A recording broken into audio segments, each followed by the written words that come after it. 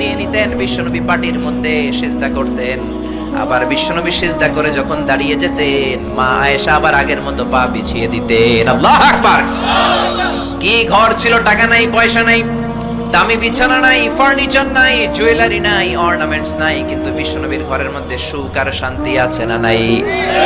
সুখ আর সুখ। ফজরের নামাজ পড়ে এসে নিজেই মা আয়েশার সাথে রান্না করতে বসে যেতেন, নিজের তলোয়ার বের করে পেঁয়াজ কাটা শুরু করতেন বিশ্বনবী। আল্লাহু আকবার। বিশ্বনবী গ্লাসের যেই মা আয়েশা গ্লাসের যেই জায়গায় ঠোঁট লাগিয়ে মুখ লাগিয়ে পানি পান করতেন, ওই জায়গাটা খুঁজে খুঁজে বিশ্বনবী আবার ওই জায়গায় ঠোঁট লাগিয়ে পানি পান করতেন। কোন সুবহানাল্লাহ। আবার গোশত খাওয়ার পর বিশ্বনবীর স্ত্রী মা আয়েশা হাড্ডি চুষতেন, চষে ফেলে দেওয়া হাড্ডিটা বিশ্বনবী আবার হাতে নিয়ে চষা শুরু করতেন। আল্লাহু আকবার।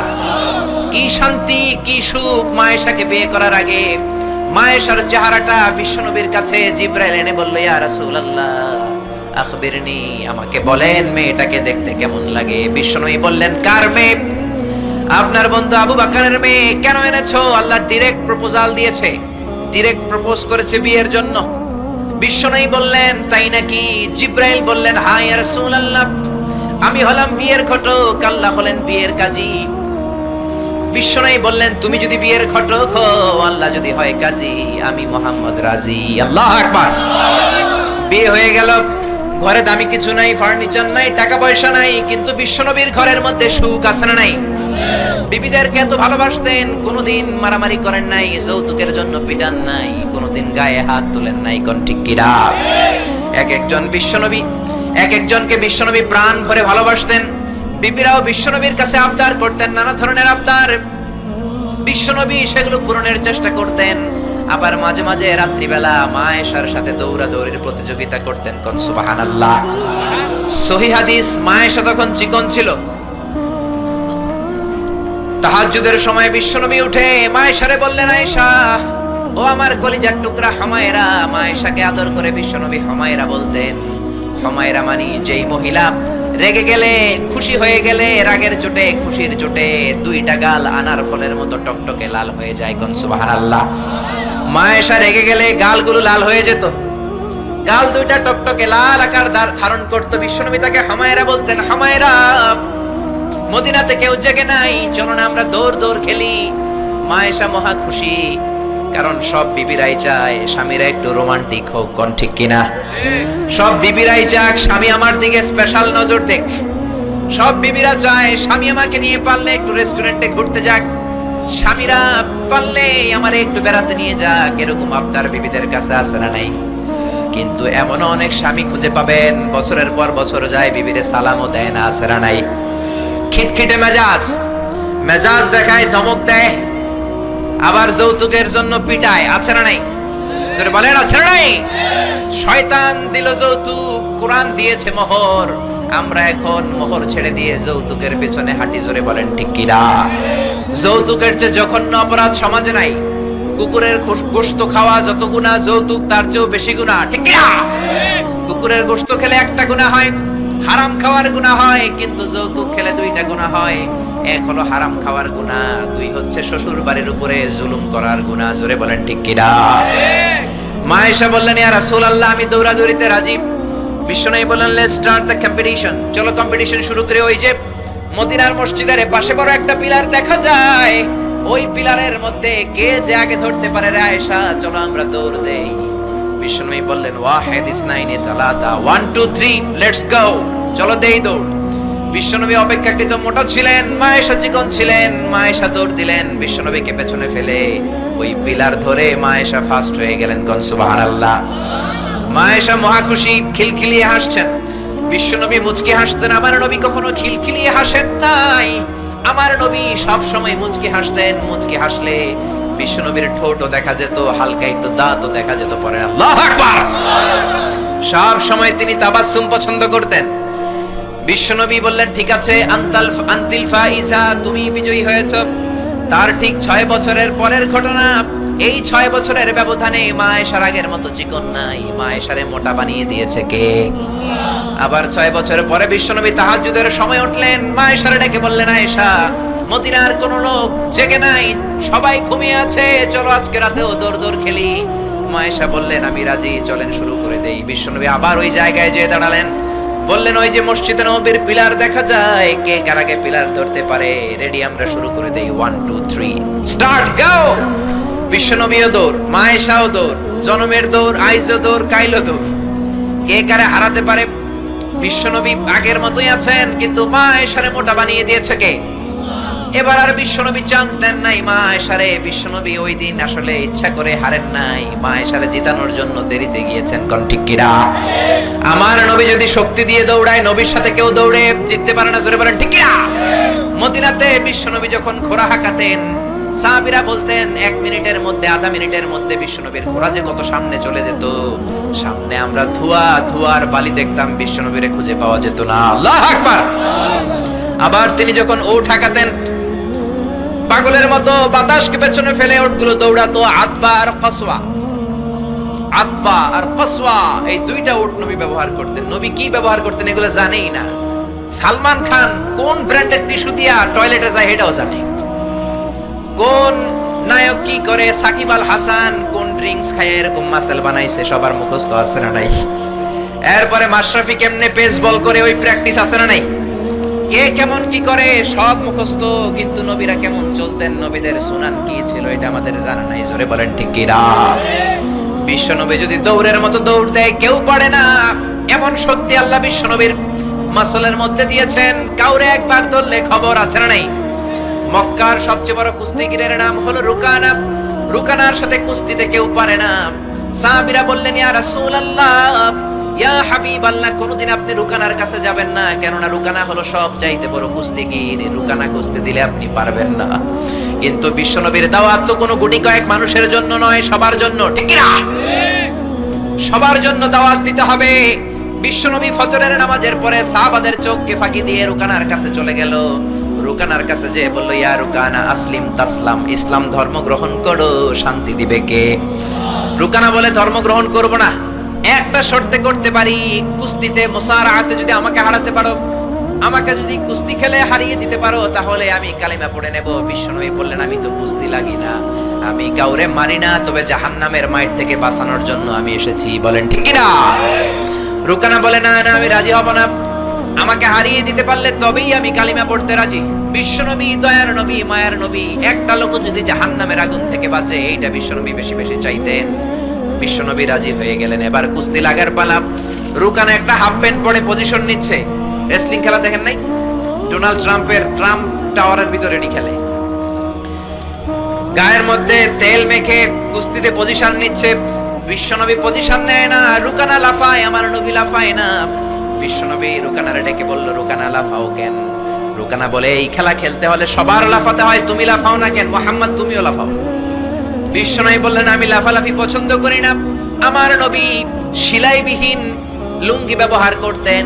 সেলাই ছাড়া লুঙ্গি পরে যদি কেউ লাফালাফি করে, বাতাসে সতর খুলে যাওয়ার সম্ভাবনা আছে না নাই? বিশ্বনবী লাফালাফি করেন না, দাঁড়িয়ে আছেন। রুকানা বলে মুহাম্মদ তুমি আগে বক্সিং মারো। বিশ্বনবী বললেন আমি কাউরে মারি না, কারণ আমারটা খাইয়া হজম করার যোগ্যতা কারো নাই। ঠিক কি না? বিশ্বনবী বললেন আমি মারবো না, তুমি মারো। রুকানা বলে তুমি মারো। রুকানারাও রাজি করাতে পারেন না। বিশ্বনবী বক্সিং মারেন নাই। বিশ্বনবীর মুবারক ডান হাতটা নিয়ে রুকানার বাম কাঁধের মধ্যে টাচ করে বিশ্বনবী বললেন ও রুকানা, এত লাফাও কেন, এত লাফাও কেন? বিশ্বনবী ডান হাত দিয়ে কাঁধের মধ্যে ধরতে দেরি, মুহূর্তের মধ্যে রুকানা বেহুশ হয়ে যায়। আল্লাহু আকবার। সবাই রুকানার মাথার মধ্যে পানি ঢালে হুশ করে বলে রুকানা তুই তো বড় শিয়ানা। ওরে রুকানা তুই তো বড়, তোর শিয়ানাগিরি গেল কই? আব্দুল্লাহর বেটা মুহাম্মদ তোরে ঘুষি দেয় নাই, কিক মারে নাই, বক্সিং মারে নাই, শুধু একটু ধরেছে, বেহুশ হলি কেন? রুকানা বলে আরে তোরা তো জানিস না, তোরা কিছু দেখিস নাই, তোরা দেখেছিস মুহাম্মদ হাত দিয়ে আমার গায়ের মধ্যে ধরেছে, আসলে ওইটা হাত ছিল না, আমার মনে হয় ওটা উহুদ পাহাড়টা এসে আমার কাঁধের উপরে চেপে বসেছে। জোরে কোন সুবহানাল্লাহ। বিশ্বনবী রুকানাকে বললেন রুকানা তুমি তো হেরে গেলে, এবার কালিমা পড়ো। কয় না না আমি রেডি আছিলাম না, তুমি আগে ধরছো। মুনাফিকেরা মিথ্যা বলে। জোরে বলেন ঠিক কিনা? কাফিরেরা মিথ্যাবাদী হয়। বিশ্বনবী বললেন ঠিক আছে তাহলে আবার লাগবো। রুকানা বলল তুমি মারো। বিশ্বনবী বললেন প্রথম আমি মেরেছি, এইবার তুমি মারো। রুকানা বলে আমি মারবো না, তুমি মারো। বিশ্বনবী আবার রুকানাকে ধরলেন। মুহূর্তের মধ্যে রুকানা আবার বেহুশ হয়ে যায়। সুবহানাল্লাহ কইতে পারলেন না? হুশ ফিরানো হলো। আবার সবাই মাথায় পানি দেয়, আর জেগে ওঠার পরে বলে, রুকানা তুই তো বড় শাহনাগির গেল কই? রুকানা বলে, আবার ওই যে উহুদ পাহাড়, উহুদ পাহাড়, উহুদ পাহাড় আমার কাঁধের উপরে চেপে বসেছে, তোমরা তো খালি চোখে দেখো নাই। বিষ্ণুই বললেন, এবার কালিমা পড়ো। রুকানা বলে, না না, আমার পেটে ক্ষুধা ছিল, আমার গায়ে শক্তি কম ছিল, আমি প্রস্তুত ছিলাম না, পেট ভরে খাবো, খেয়ে দে তোমার সাথে আবার লাগুম। দাইন দাইন তিন দাইন, দাইন দাইন কয় দাইন? খেলা এরকম বলে না অনেকে, দাইন দাইন তিন দাইন, আবার লাগবো, আবার খেলা হবে। আবার বিশ্বনবী ধরলেন, আবার বেহুশ। বিশ্বনবীকে তোরে আর কত বেহুশ করো? এজন্য আমার নবীর গায়ে শক্তি আছে না নাই? মা আয়েশার সাথে যদি বিশ্বনবী প্রথমবার জোরসে দৌড় দিতেন, কোনোদিন মা আয়েশা পারতো না। মা আয়েশারে জিতিয়ে দেওয়ার জন্য ইচ্ছা করে আস্তে দৌড়েছেন। এবার দ্বিতীয়বার যখন দৌড়ের পালা, মনে আছে তো না ভুলে গেছেন? বিশ্বনবী বললেন 1 2 3 দৌড় দাও। মা আয়েশাও দিলেন দৌড়ে, বিশ্বনবীও দিলেন দৌড়ে। এবার মা আয়েশাকে আর চান্স না দিয়ে বিশ্বনবী দৌড়ে যেয়ে পিলার ধরলেন। এবার আর মা আয়েশার মুখে হাসি নাই, এবার রেগে আছে, একেবারে গড়গড় করছে, রেগে জিততে পারে নাই। হেরে গেলে মেয়েদের একটা আলাদা রাগ আছে না নাই?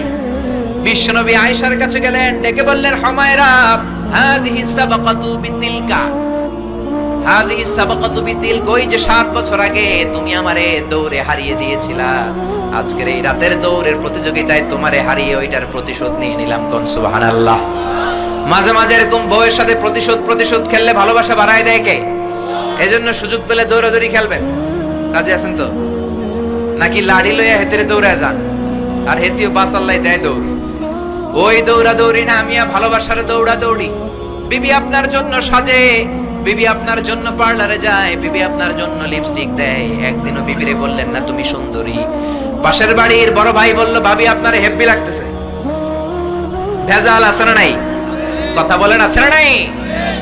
আপনার বিবি আপনার জন্য গহনা পরে, আপনার জন্য জুয়েলারি পরে, আপনার জন্য সুন্দর শাড়ি পরে, খোপায় ফুল দেয়, আপনার কাছ থেকে প্রশংসা চাই। একদিনও নজর করে বললেন না তুমি সুন্দরী, তুমি অপ্সরী, অনন্যা, সুস্নিগ্ধা, সুহাসিনী, সুকেশিনী, সুভাষিনী, অসূর্যম বর্ষা, কাজল কালো কেশ, মেঘ কালো কেশ, ডাগর ডাগর হরিণের মতো তোমার দুটি চোখ, একদিনও বললেন না। কিন্তু আপনার ছোট ভাই একদিন বলে ফেললো, ভাবি তোমারে যা লাগতেছে না। ভেজাল বেশি না কম? এজন্য খবরদার, বিবির প্রশংসা করেন, বিবির প্রশংসা করেন। মহিলারা প্রশংসা শুনতে বেশি ভালোবাসে। মহিলাদের সাথে যদি ঝগড়া করেন, ঝগড়া আরো বেড়ে যাবে। মহিলাদেরকে যদি প্রতিদিন কয়েকবার করে বলেন I love you, I am sorry, খুশি হয়ে যাবে। কোন ঠিক কিনা? বিয়ে করার আগে প্র্যাকটিস করবেন আই লাভ ইউ, আর প্র্যাকটিস করবেন I am really sorry. Sorry কইতে না পারলে খবর আছে। আপনি দোষ করলেও সরি, উনি দোষ করলেও আপনি সরি। বারবার সরি আপনাকেই বলতে হবে, তাহলে ফ্যামিলিটারে জান্নাতি ফ্যামিলি বানিয়ে দিবে কে?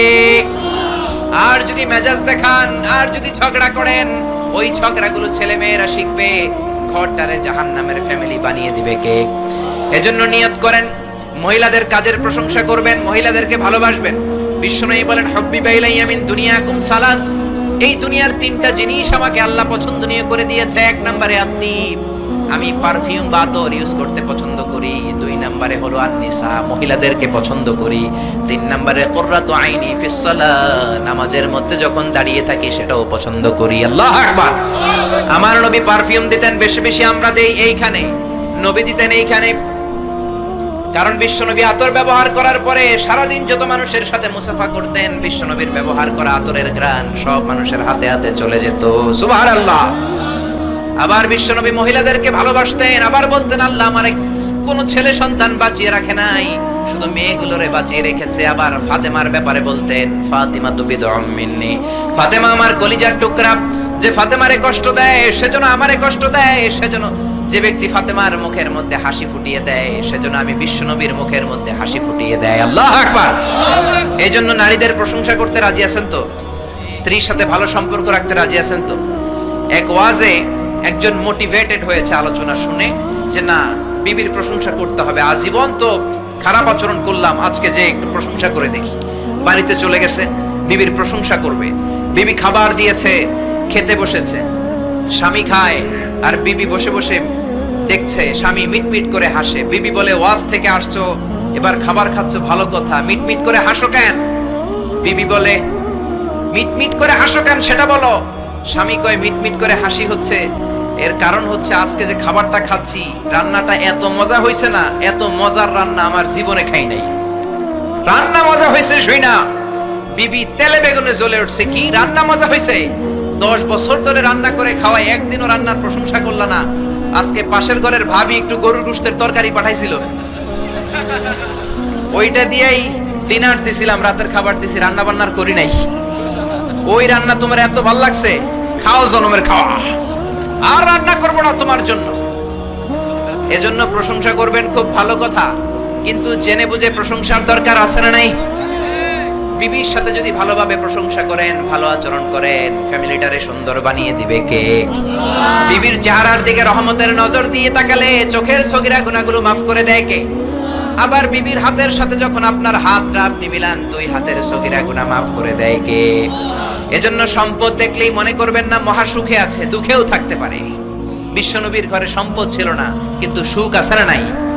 বলছিলাম ডোনাল্ড ট্রাম্প পৃথিবীর অনেক বড় ধনী, ধনী হলেই যে সুখ এমনটা নাও হতে পারে, কোন ঠিক কিনা? টাইমস ম্যাগাজিনের রিপোর্ট অনুযায়ী ডোনাল্ড ট্রাম্পের সম্পদের পরিমাণ হচ্ছে 3.4 বিলিয়ন ইউএস ডলার। সে হচ্ছে মাল্টি বিলিয়নিয়ার, 324 নাম্বার ধনী পৃথিবীর। এত সম্পদ আল্লাহ তারে দিয়েছে। রিয়েল এস্টেটের বিজনেস দিয়ে সে এত বড় ধনী হয়েছে, ডলার দিয়ে সে সব ভোট কিনে নিয়েছে, জোরে বলেন ঠিক কিনা? হাজার হাজার কোটি টাকার মালিক। Trump tower, Trump Taj Mahal, Trump hotel, অভাব নাই।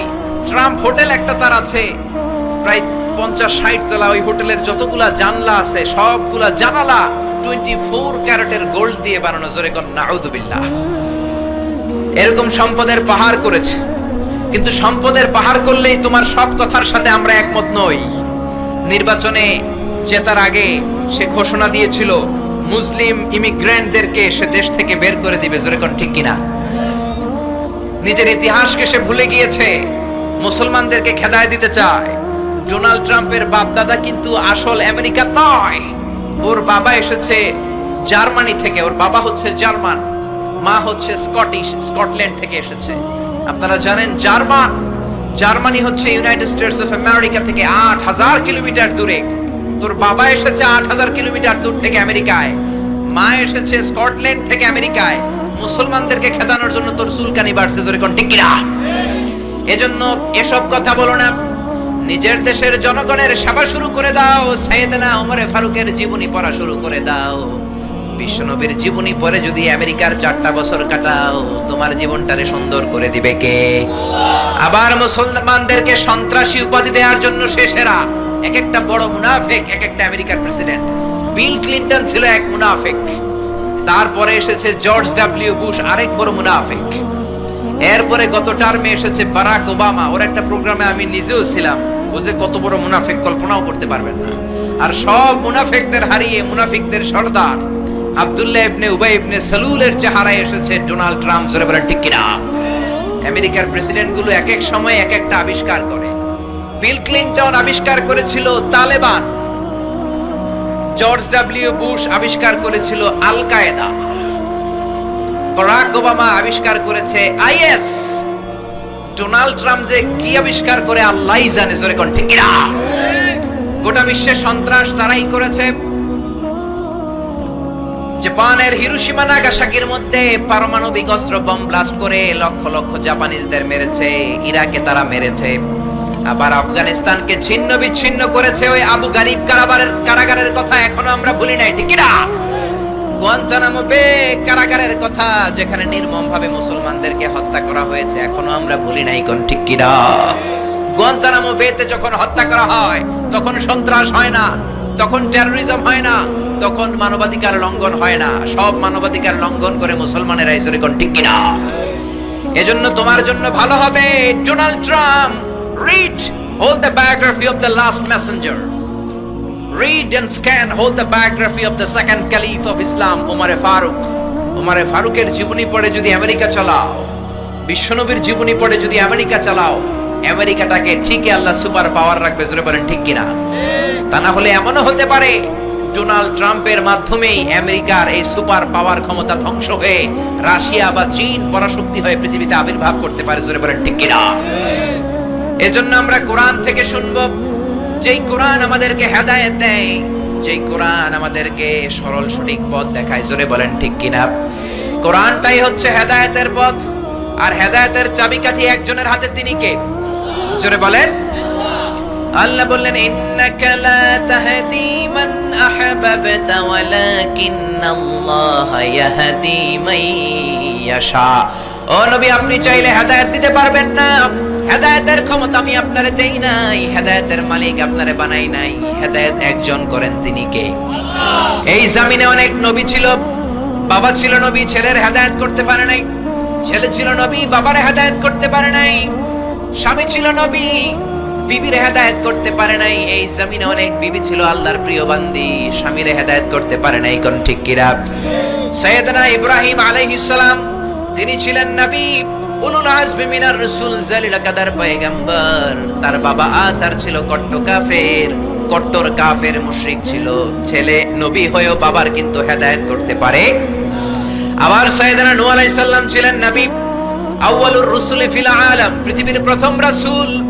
বাবা নবী হয়ে, রাসূল হয়ে নূহ আলাইহিস সালাম নিজের ছেলের হেদায়েত করতে পারে নাই। আবার লূত আলাইহিস সালাম অনেক বড় নবী ছিলেন, উনি উনার বিবির হেদায়েত করতে পারেন নাই। আবার আসিয়া অনেক বড় আল্লাহর ওলি ছিলেন, আসিয়া কিন্তু তার স্বামী ফেরাউনরে হেদায়েত করতে পারে নাই। জোরে বলেন ঠিক কিনা? এজন্য হেদায়েতের মালিক কে? আল্লাহ বললেন, যালিকাল কিতাবু লা রাইবা ফীহি হুদাল লিল মুত্তাকিন। This is the book whereof there is no doubt in it and a guidance to those who are muttaqin। এটা এমন বই, যে বইয়ে কোনো ভুল নাই, যে বইয়ে কোনো সন্দেহের লেশ মাত্র নাই। মুত্তাকিনদের জন্য হেদায়েত করে এই কোরআনটারে নাজিল করেছে কে? এজন্য কোরআনের মধ্যে হেদায়েত আছে না নাই? এজন্য মানলে এই কিতাবটাকে পুরোটা মানতে হবে। কিছু মানলাম, কিছু ছাড়লাম, এমনটা করা যাবে? জোরে বলেন। কোরআনে সূরা আছে 114টা, 114টা চ্যাপ্টার রয়েছে, 114টা সূরা রয়েছে। মানলে 114টাই মানতে হবে। জোরে বলেন ঠিক কিনা? একদল আছে বেছে বেছে মানে, নরম নরম কথাগুলো মানে, গরম কথা মানতে চায় না। আছে না নাই?